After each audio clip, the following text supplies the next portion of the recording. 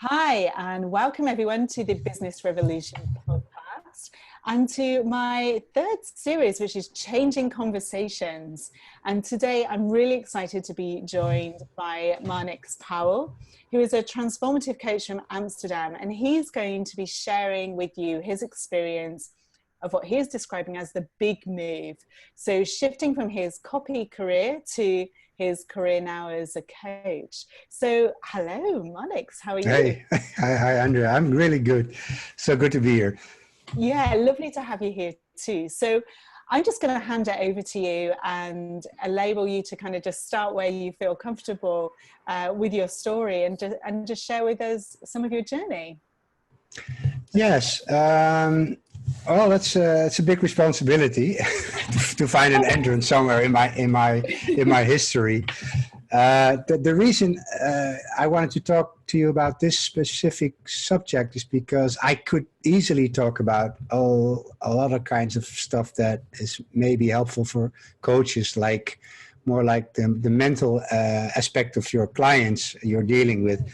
But I thought, for me, the transition from being in advertising and having my own advertising agency and telling the whole world what they need to feel happy and now being on a total opposite place in my life where I have conversations with people and tell them that they already have everything they need is such an interesting change, such an interesting shift. And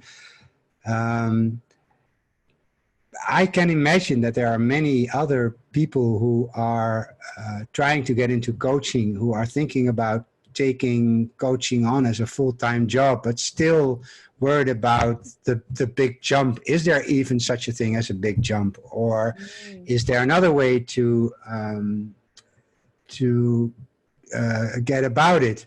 So for me, a few years ago, when I was still in advertising in my online agency, I felt my enthusiasm around being a copywriter was diminishing, was getting smaller and smaller, and I worried about the future because I didn't want to end up like an old dinosaur creative trying to push his old ways back into the modern times, and I saw that so many times when old creative teams try to sell their products to my company as freelance employees, and I'd lost my hunger for advertising. I had been working in advertising for 30 years, and I loved the job. I loved the energy. I loved working with clients. I loved making up stuff all day long and then selling it. It was perfect for someone with a creative mind. And I put a lot of time and energy in getting better at it. But the whole fulfillment of it started to wear out. It wasn't the thing I felt before. And I can't pinpoint the moment when I saw something else at the horizon, a new vocation, a new way of making money that would give me all the fulfillment that copywriting had always done. And it just happened. So 7 years ago, I quit drinking. And after that, I became very much interested in the human psychological experience. So how come we can feel so bad? How come we can feel good? How come some people are so capable of navigating elegantly through life, while others seem to be in constant problems and mayhem? And so I wanted to find out, because I had a lifelong experience, a very personal experience with depression and anxiety and addiction. So when I quit drinking, I wanted to find the formula for happiness, the golden key to unlock everything that's beautiful about us.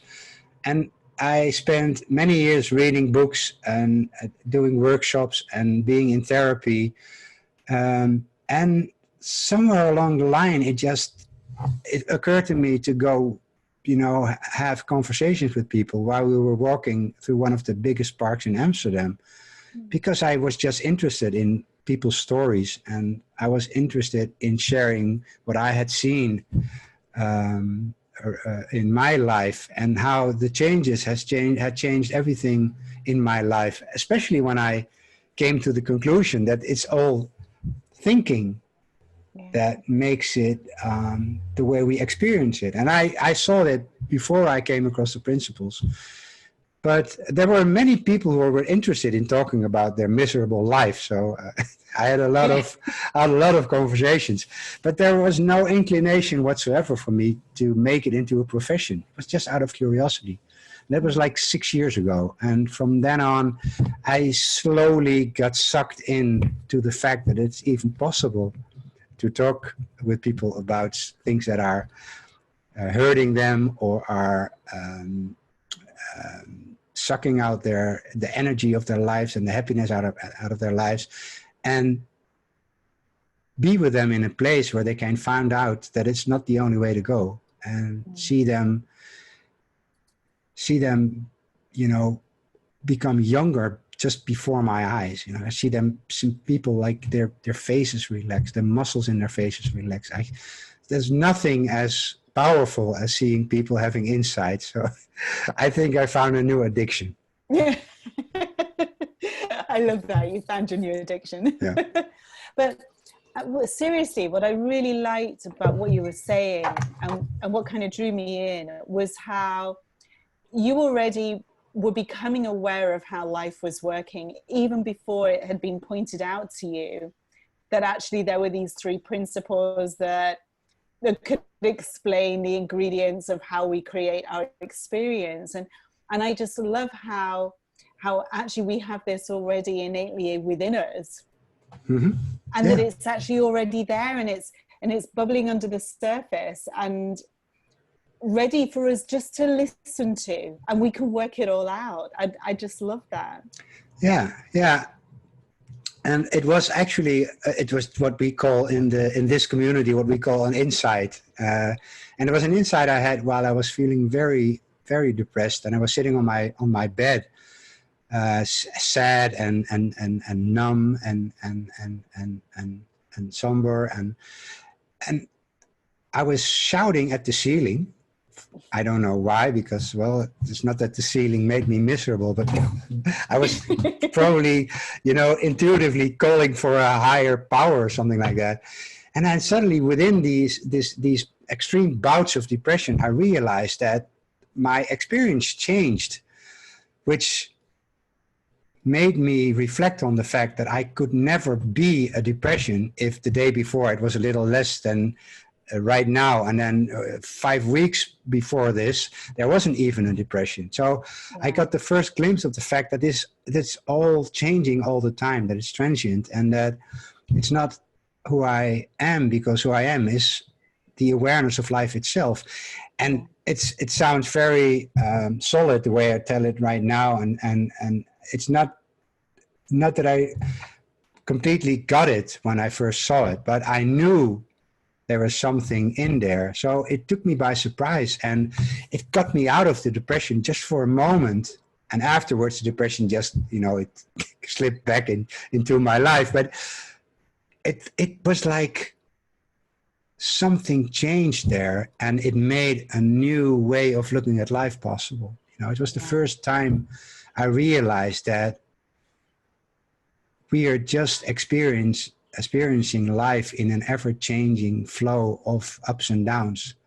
And it was way less scary than the idea that I had adopted while talking to all my psychiatrists and psychologists, that the depression was something that was part of me, that it was something that was inside of me, waiting for its chance to sink its teeth into my mood again, like a monster lurking in the dark. So it took me some years after that to get really fine with everything that happens to me. But the big change started there. And it made me write a book like 1.5 or 2 years later, which is called Free. It's in Dutch only. And it's about the fact that we are constantly living in the world of our thinking. And that was 2 years before I came across the principles. But like I always say, you know, the principles are just one of the fingers pointing to the moon. And it's this is an expression they use in Buddhism. And it's not about Buddhism. It's not really about the principles. It's not really about Taoism. It's not really about non-duality. It's about where they refer to. Yeah. And what I do like about the principles is they open it up in a practical way. So, well, I'm totally fine with my spirituality, whatever that means. Anyway, I know a lot of people who don't really like the term or the concept. So by keeping it a little bit more concrete, you most people are open to listening to that. And I have to be honest, it's not that I literally use the three principles in my coaching, that I, you know, sitting across my client and said, now listen, I'm going to teach you how life works. But in every conversation, I at least touch one of the three ingredients, one of the three components, simply because they have such an important role in our functioning in life. And I love the community, and I love all the teachers, and I love all the books. So this is my new bubble, and I'm very fond of hanging out there. Oh, that's really good. That's really good.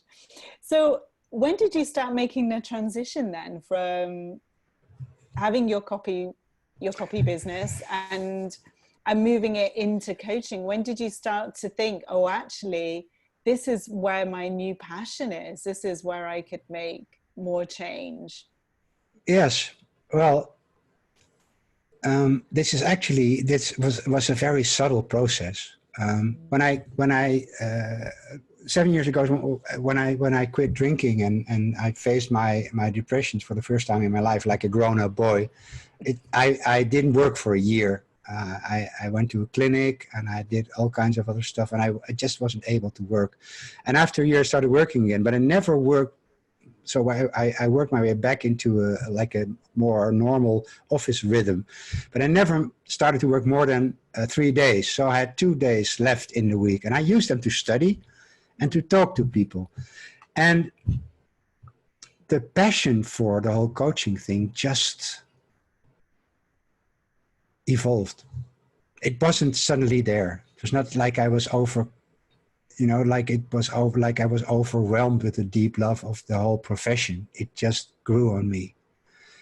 And I was so interested and fascinated by all the things I could read about it, that I took it upon me to become as good as I could be by investing a lot of energy and money and time in coaching before I decided to become a full-time coach. So I used my 3 days in advertising to earn money to pay the mortgage and pay the food on the table and the other bills, and to be able to work with people for free. So I worked for a few years. I worked with a lot of people for free until I became comfortable enough around the changes I saw in them. And then I slowly started to ask a little bit of money. And so it was a truly funny and cool and inspiring journey to be or to become where I am right now, even though I realized that I'm just starting this whole thing. So I've been coaching officially for over 3 years, maybe 4 years now. I started talking to people 6 years ago, and advertising and my old company made it possible for me to still have a comfortable life without worrying too much about getting clients and earning money, while practicing, while studying, while learning, while talking, while failing, while getting, falling down and getting up again. So this is what one of my biggest pieces of advice to many other coaches and young coaches I talk to I say it's a very romantic thought, you know, to just quit your job and burn all your ships and go for it, and burn all your bridges and go for it. But you don't have to. You know, it's if it works out, if it works out, it makes a really great story. Yeah. But it places such a burden on your first years to be like that, because I don't know any coach in the profession, any decent coach, any successful coach, or any coach with at least a good income, who has been successful from the start. It just doesn't work that way. So there's no shame in just keeping your day job and picking up or taking up coaching as a side hustle, just to get comfortable with it. I think that's so important, isn't it? Because I think, you know, there is quite a lot of ideas, you know, maybe around social media, that it's really easy to just kind of pitch up and say, right, here I am, let me coach you. And it's all, and there are stories out there where some people might say, oh, in my first 4 months, I earned whatever. But actually, it's okay to take the journey that you need to take. Yeah, and you know, it is a profession where time and energy invested pays out. You need to talk to people, and then in the middle of a conversation, be in a place where you don't know shit to say, you don't know anything to say. You need to get uncomfortable and get over it. You need to work with people and see no changes whatsoever, 4 or 5 sessions in a row, maybe even never. You need to be disappointed and learn that that's not a problem at all. So you have to have as many conversations as you can. And all these scams or schemes around, you know, being a 6-figure coach, it's bullshit. It just doesn't work. No, it doesn't work like that. I know, I'm laughing because I agree. It's so nice to hear it got out, you know. The way that I see it is, you know, and I use this term really loosely, is that it is a craft, you know, and especially when you're a principles coach, you know, it's a craft to be in that space, to trust your wisdom, to listen to that inner knowledge, to be able to deeply listen to the client in front of you. And there are going to be times when you don't do that. There are going to be times when you're thinking about other stuff because you're human, or you've gone up in your head, or you're having an insecure moment, or you're worried, or you're fearful because you're human. And that's part of the journey as well, you know. And I mean, I've spoken to coaches with decades of experience, and yeah, they still have days like that. That's okay, you know. But it's this idea that actually just allowing yourself to be and to coach and to talk to people is so important, you know. It's so much part of that journey. And as you say, to do it without the pressure of having to get clients, it's knowing that is an option too, and that's okay. But and to be honest, I've really come to appreciate all the hard work I've put into it over the last few years. Now it's paying off, and it feels so amazing, you know. It feels like I've finally earned my own little place in this world. So it's actually very useful. And you know, when I think about all the things I still have to learn, it's not that it overwhelms me in a bad way. It's like, oh yes, still so much to learn. I love it. Yeah, because you know it's always unfolding, don't you? You know that you're going to see more and more, and there's more to come, and that's lovely. You know, it is exciting. Well, in a way, you know, the way I approach coaching right now is very much the same as I approach my copywriting career, because I wanted to be really good at it. So I took my time. You know, I've worked in advertising for 30 years, and I didn't mind, you know, that it took me at least 10 years to become a decent copywriter. I had all the patience in the world. And I think patience is one of the nicest things you can have in the world, no matter what you do.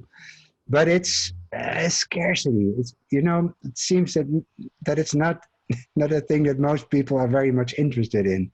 Especially now we're living in times where you can order anything and it will be in your doorstep within half an hour, or you can see it straight away. So having some patience and some being okay with the idea that it won't happen as fast as you might want to is very, very useful. And it's like, great friendships take time as well. Learning to play a musical instrument, to become a master, it takes a lot of practice and a lot of repetition and a lot of moments that you want to quit.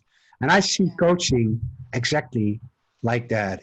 All the great names in coaching are people who've done their homework lots of times and who just kept on doing whatever they were doing because they simply couldn't do anything else, because they wanted to. And that's why they are so at ease with what they do. It's such a part of who they are, and that takes time. Yeah, absolutely. So how did you know that coaching was going to be the thing for you? How did you, I know you said that it kind of unfolded, and you didn't really there wasn't like this big, like one day you were a copywriter, the next day you were a coach, but how did you have any kind of sense of knowing that coaching was the thing you wanted to do? No, but right now, if I look back, it's pretty easy to see.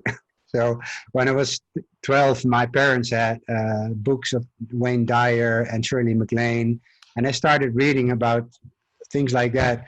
And throughout my years, throughout my life, when I was not too drunk, I read stuff about spirituality or self-help or self-improvement or whatever you want to call it. So there was always an interest in growing, in learning, in even transcending the whole painful human experience. When I was young, everybody, in the village where I grew up knew where to find me if they were in trouble, if they felt miserable, if they felt sad. So I was a really good listener then. Then I had the great, I had the luck to be a depressed, anxious alcoholic, which gave me a lot of insights and a lot of inside information, because it's really helpful. It's really helpful if you know what it means to want to end your life. If you've been there, if you've been laying in the corner of your house, covered in snot and vomit, and want to give up many times. So not only makes that history makes me appreciate life so much more than I otherwise would have. It makes me feel so much more empathetic with other people who go through that. And it's very helpful, People come up to me and say, oh, you were drunk as well. For how long? 28 years. Oh, that's longer than me. And you probably have more, you know more about it than I do. I trust you. Okay. Yeah. And we know it's all a story, but it's a very helpful one. So I have all these years of misery behind my belt, which is just helpful. Then I consider coaching to be an extremely creative profession. So it's just another way, like in advertising, I use my creativity to come up with nice stories and great metaphors, and I had the necessity to make very complex things simple.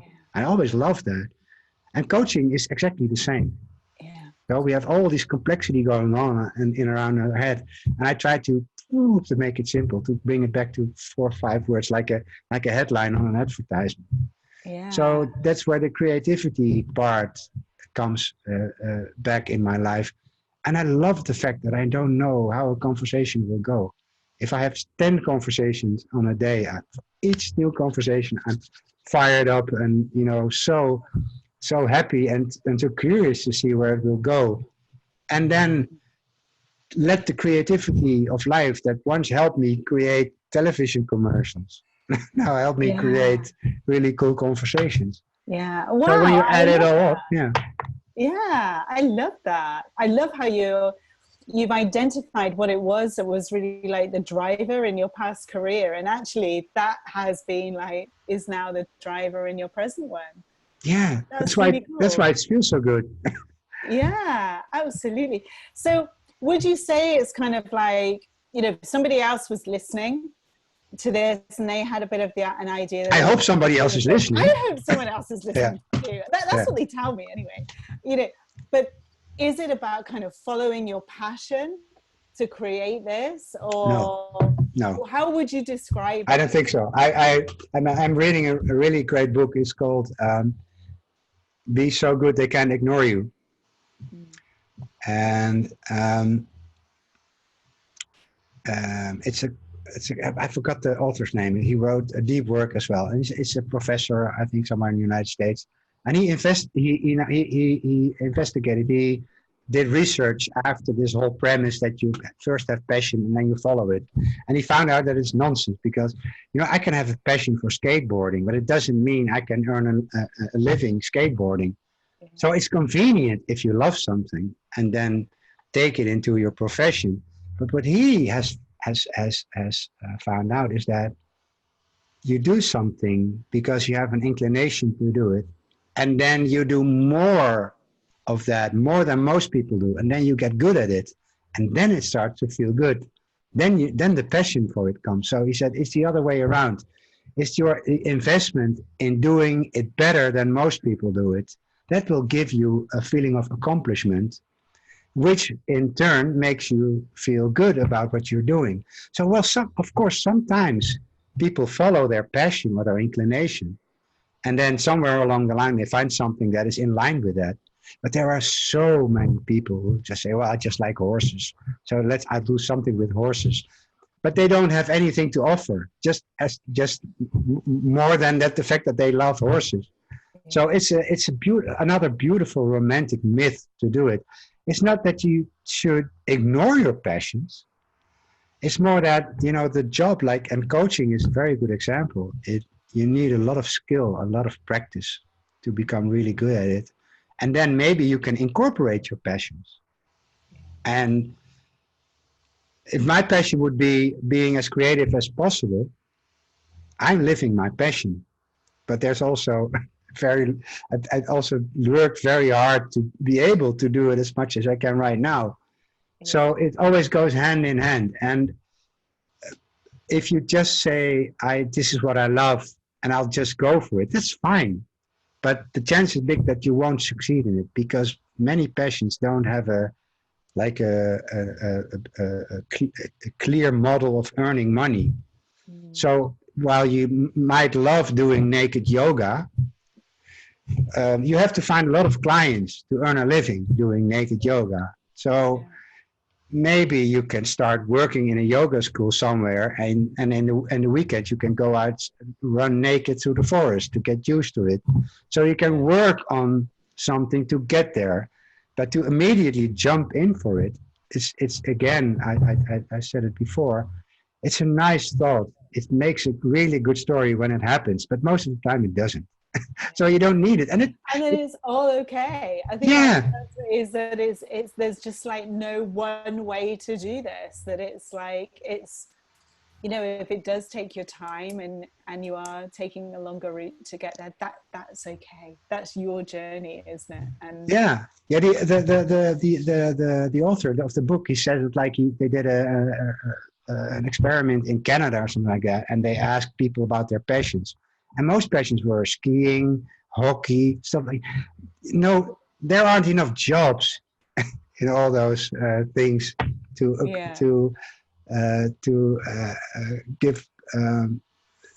give people a sustainable future. So there's nothing wrong with following your passion, but it's not the only thing. So and it's a very interesting book. Cal Newport, that is oh, his okay, name, yeah, and becoming a master of something will assure you that you will love what you're doing. And then the other advantage of that is that it makes you one of a kind. yeah, So if you absolutely. work harder than most people, and while you're enjoying it more, because because it becomes a part of you, because it becomes who you are. You know, I'm not a coach. I'm Marnix doing coaching. Yeah. That's how I see it. Or I'm live doing Marnix doing coaching. Let's make it even more complicated. But and then when you start loving it, you do it even more, and you do it even more in ways that other people don't. And you study even more, and you try even more, and you fail even more, and you get up even more. And then you start mastering it. And then people will come to you instead of all the other people who are just do it because they think it might be cool. Yeah. What occurred to me when you were saying to that, and I was kind of exploring in my own mind, you know, what is it that gives people the tenacity to keep going, to become that kind of that genius at whatever it is that they want to do? And what occurred to me is that when we're learning, so often, you know, things don't go the way that we want to, or we make mistakes, or we fail and we trip up, and it's so easy to stay in that experience of failing. And when we start to see, oh, that just happened in that moment, and we don't have to hold on to that, we can just allow it to pass. We don't need to dwell on that thinking that creates that experience. And then we can just go back and reconnect with that little ignition, if you like, of passion that we had before, and carry on and try more and try again and try again. I'm just reflecting on some of my own clients who, you know, when they find it tough or difficult, you know, they kind of go, oh, wow, you know, I'm going to give up. And it's that experience of giving up that we're creating, that so often when we allow that to pass, it enables us to keep in that connected place where we can just keep trying new things, and maybe trying something a bit different, and just keep going on the journey that we need to go on, that eventually we'll end up being really good at what we do. Yes, and still the question, you know, I have, or the thing that occurred to me while you were saying this is, how come some people hang in there and some people don't? Yeah. And I haven't got a clue, to be honest. Well, because yeah, sorry, carry on. No, it's just, I didn't make up the fact that I was so stubborn that I had to try again and again and again and again and again. But even when most people would have called it a day, like, yeah, whatever, it's not for me. It's not, I don't feel responsible for having just enough enthusiasm or curiosity to keep on going. I don't know where that came from, to be honest. Yeah. Well, but you need it. I think that's who we are, isn't it, innately? You know, when you look at like a 3-year-old or a 4-year-old, when they want to do something like build a Lego tower that's like 8 feet tall, you know, and it never occurs to them that they're going to fail. They just, the next day they get the bricks out and they start again, and it topples over because they haven't made the base wide enough or whatever. Yeah. And then it occurs to them that maybe they need to have a wider base, or however they do it. They have that makes sense. They don't hold on to the failure. They don't hold on to the, I should have done it by now, or it shouldn't take this long, or I'm never going to get this. Or they just, if it pops in their minds, they just kind of, they take no notice of it. That's funny what you're saying, because I get really good insight. You're actually flipping what I was saying, which makes it very clear to me. So, and it makes it's very logical as well. And like we're living in this, you know, like this innate enthusiasm for life, to explore life. It's just that we learn something, like there is something like failing, like doing it wrong, and like shame around the attempts we do. And what you're saying, and it actually makes total sense, is that little children, they just follow their enthusiasm.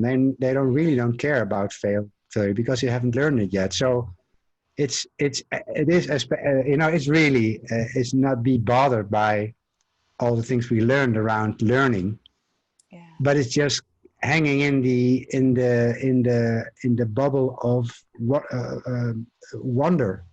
Yeah. Oh, I love that. The bubble of wonder. I think that's fantastic. I love that. Because wouldn't life just be so much easier if we just stayed in this bubble of wonder? Well, we know it is, right? Yeah, because we absolutely. forget, and then we oh yeah there. So we Yeah, should, oh, we need to go back again. yeah. But it's never gone, of course. But it's a really cool insight. Yeah. Oh, that's cool. That's really cool. So when you're working with someone, I know something that we talked about earlier before we started recording is that how you kind of move from telling people what they kind of should have and should do and should be and buy to be complete and satisfied, and how you've completely flipped that Yeah. now. So I don't know if you wanted to speak to that. Well, I think that's a very sweet irony, in advertising. I tried, we had clients and they had stuff and they wanted to get rid of the stuff. So we made up things that made people have the feeling that they needed the stuff. So I was 30 years long. I told people, this is what you need in order to feel happy. And then uh, without blinking an eye, the next day I sold them something else that they also needed to be happy. But, the more I saw how ridiculous that was in my own life, the more I saw that how ridiculous it was to sell it to people. And it's not that I don't have a grudge around advertising. I love doing it, and it's still here. People buy stuff. It's capitalism. It's there. I don't I don't have to hold anything against it. I don't find it very interesting anymore. So to be in a place where I talk to people who still believe they need all the things they already have, like security, or they need to stop this, or they need to start that, or they need to go there, or they need stuff, like money, or relationships, or cars, and now to be in a place where I can 100%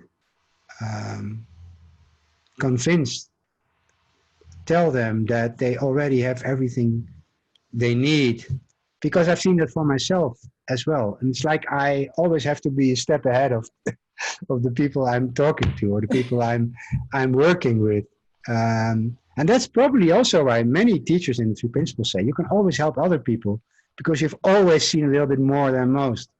Yeah. So I've seen a lot around um, lack of whatever, lack of security, lack of confidence, lack of love, lack of most people who come to me said, I would love some peace of mind. That's the biggest thing people like. And then I say, well, there is peace of mind, even if your head is full of shit. That's got nothing to do with each other. And they don't know that. They don't know that you can have peace of mind around a head that is spinning all day long. Yeah. So what I love so much about this job is where, everything comes together, the creativity, I love to be in service of people. And that's very new to me. To be honest, that's like, it's been only 2 years that I've embraced the whole concept of being of service to people.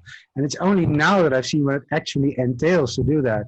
So it's being of service. It's being able to show people how amazing we are. It's being able to use my history. There's so much that comes together in this job. And then, we get to talk about this stuff all day long. And which means if we talk about it, we feel good. So it's a win-win situation. Absolutely. And I think you hear so much more as well when you're talking about it. I think like we have today, we've both had insights just having this conversation. And I think that's just such a beautiful thing. Absolutely beautiful thing. Marnix, it's been amazing talking to you today. And thank you so much for joining me on the podcast. It's been brilliant. And I'm sure those listening have got a lot out of our conversation. It's certainly been really good and really enjoyable. So thank you very much. Yeah, thanks for inviting me. It was a lovely conversation. I really enjoyed it. Good. Thank you.